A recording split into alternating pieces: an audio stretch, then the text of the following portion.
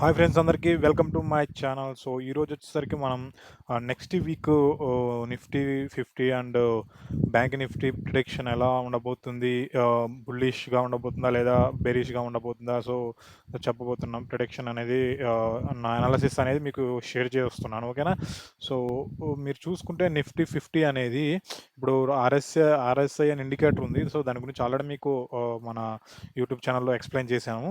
So ఈ ఆర్ఎస్ఏలో చూసుకుంటే almost ఇది ఆర్ఎస్ఏ కూడా 59-60 పాయింట్స్ అనుకుంది.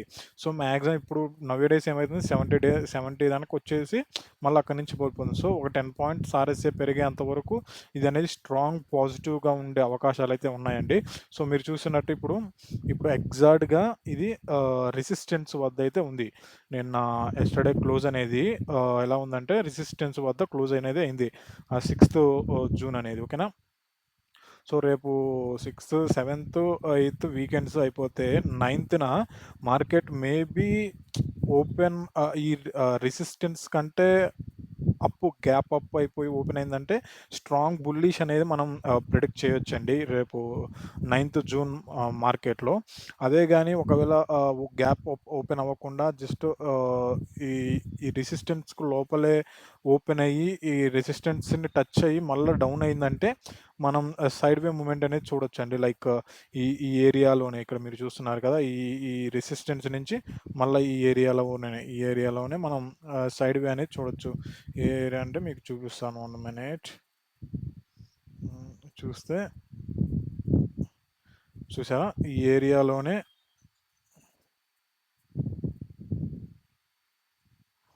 ఓకే.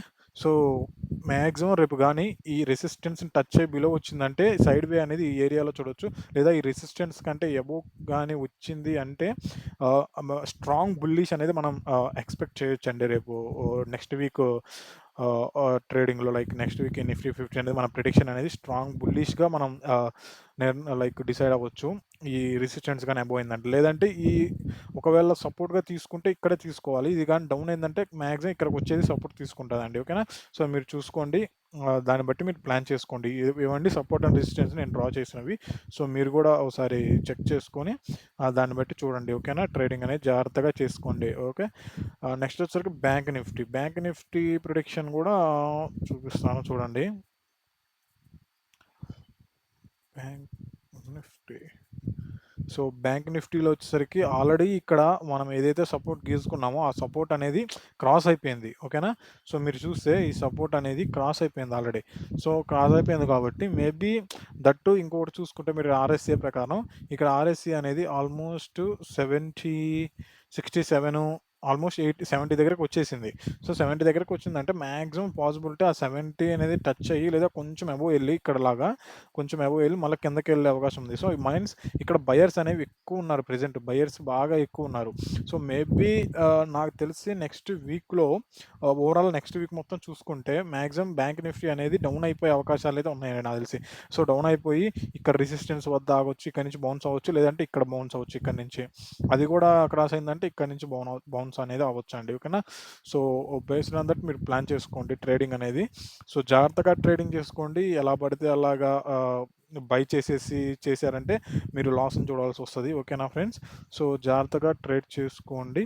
సో నేను చెప్పినట్టు ఈ సపోర్ట్ అండ్ రెసిస్టెన్స్ అని మీరు డ్రా చేసుకొని దాని ప్రకారమే మీరు ట్రేడింగ్ అనేది చేసుకోండి. అంతేగాని సపోర్ట్ రెసిస్టెన్స్ లేకుండా జస్ట్ ఎలా పడితే అలా బై అండ్ సెల్ చేశారంటే చాలా ఇబ్బంది పడతారండి, ఓకేనా.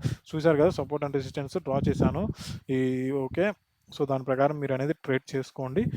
ఈ సపోర్ట్ ఇది అనేది లైక్ నెక్స్ట్ సపోర్ట్గా తీసుకోవచ్చు. మేబీ గ్యాప్ అప్ అయినా లేదా ఇక్కడ ఓపెన్ అయిపోయినా ఇక్కడ సపోర్ట్గా తీసుకోవచ్చు. ఈ సపోర్ట్ అనేది క్రాస్ అయింది అంటే ఇక్కడ సపోర్ట్. ఇంకా ప్రిడిక్షన్ లైక్ రెసిస్టెన్స్గా అయితే ఇంకా లేదండి. ప్రీవియస్గా అసలు ఇది హైయెస్ట్లో ఉంది, ప్రజెంట్ అయితే ఎక్కడ లేదు.